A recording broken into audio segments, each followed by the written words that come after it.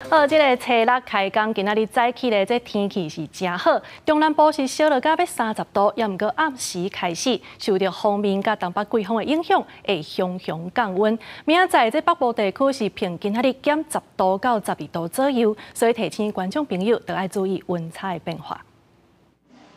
开工的第一天，台北市区早起有淡薄凉凉，不过晚中到时就变温暖，出日头的好天气。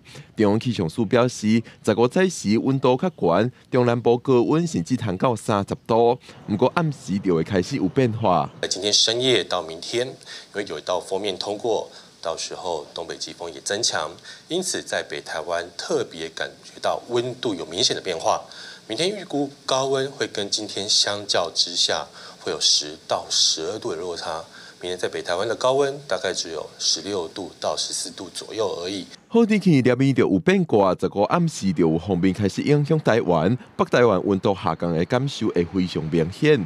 中南部也会落4度到6度，但是拜六就会开始回温。另外北部、东部地区也要注意有雨水。 整体的下雨时间是落在今天深夜以后，白天天气还算是稳定。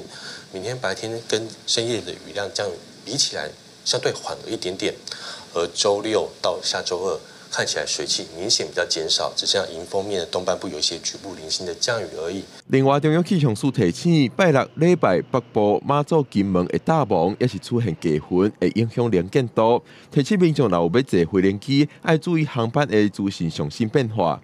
记者郭文婷随台北报道。